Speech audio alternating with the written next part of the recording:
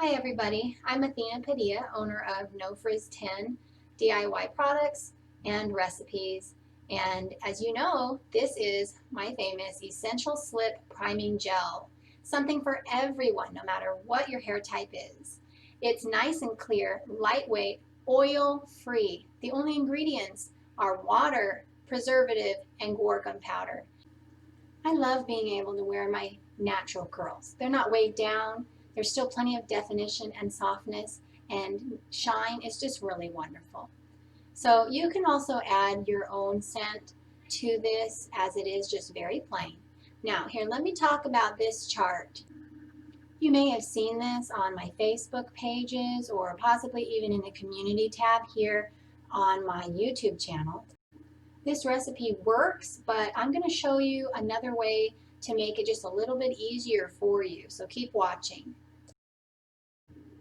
The trick to making this really easy is by starting with your Guar Gum powder and preservative instead of starting with the water. The measurements are all going to be the same, but the reason for this is because you're going to see here, once I add the preservative, it's going to dissolve the Guar Gum powder. And you can do this with an oil as well. So let's say, well, most of the time we don't want oil in this recipe. We like that it's oil-free. But let's say you needed extra moisture with it and you were just going to keep it in your fridge. You can use an oil instead of the preservative in this step. And then, like I say, with it not having a preservative, you could just keep it in your fridge. Or you could add more preservative at the very end.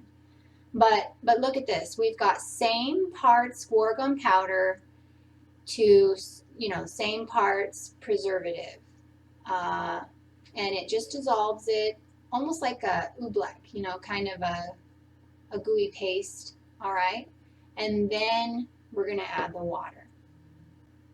So the exact measurements for this small batch is half a teaspoon of Guar Gum powder, half a teaspoon of Optifen preservative, and 1 cup of water.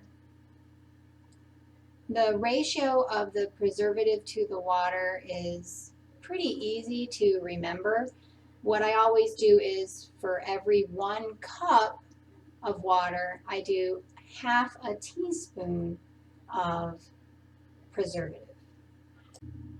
So if I was to have 2 cups of water, I would do 1 teaspoon of preservative and then same parts Guar Gum as the preservative, so also 1 teaspoon of Guar Gum powder.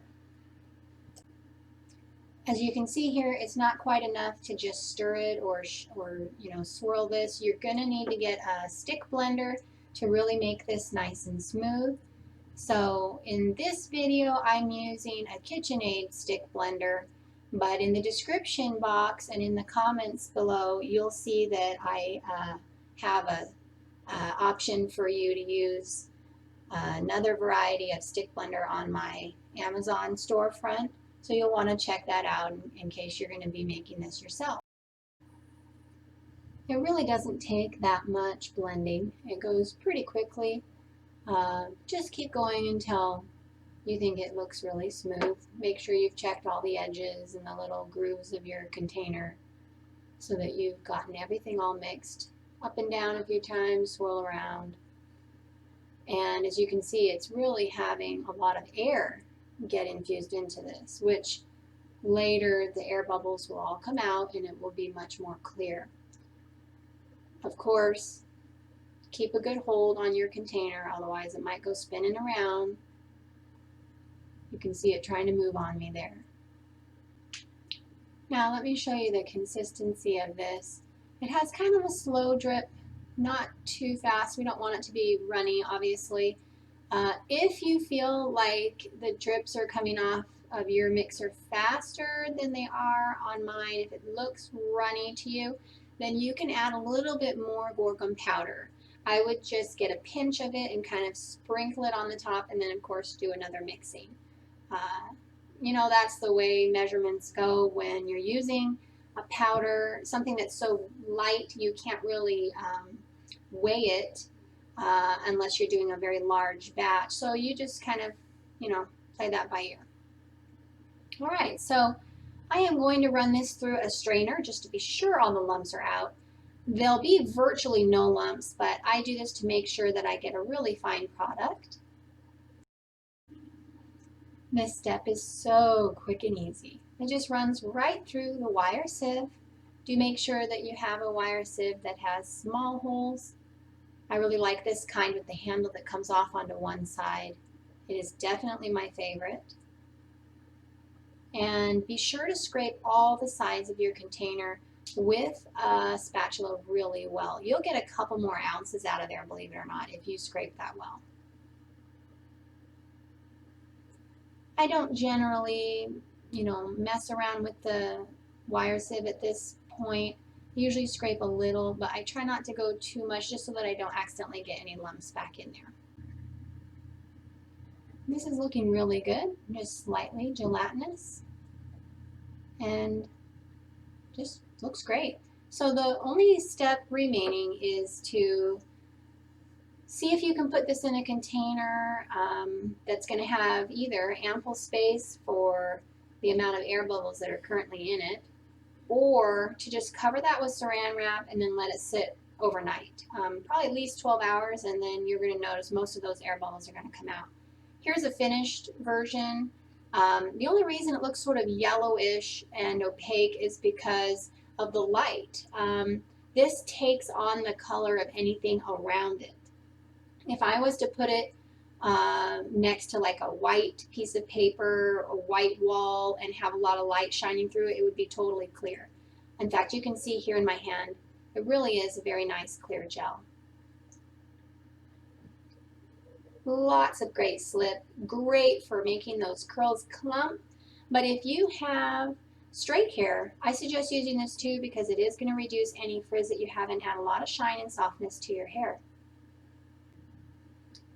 I'm going to go ahead and get out my scale. When I was making this video, I was hoping it all fit in the bottle, but I should have known better. This is an 8-ounce bottle, and 1 cup of product is what we've made. It should be about 8 ounces, but you'll see I'm not going to be able to fit it all in here.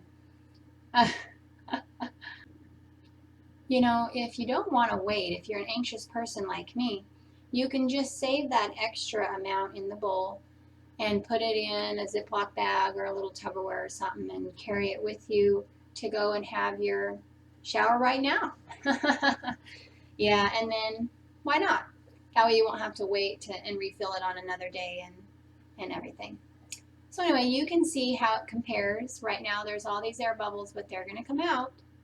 And I'll show you real quick here at the end of the video. For those of you that were patient and waited, I'll show you how much more product we got out of this. And look at how nice and clear it is now. So anyway, thank you so much for watching my video today. I hope you will try this recipe. It's extremely inexpensive, easy to make, and has a great effect on the hair. Check out my links for suggested supplies and ingredients that you'll need to make your DIY recipes. Please remember to subscribe to my YouTube channel and visit my website at NoFrizz10.com, where you can read and share testimonials. I even have a forum there and blogs, and you can always ask me any question you have. Thanks so much for watching, everybody. Bye.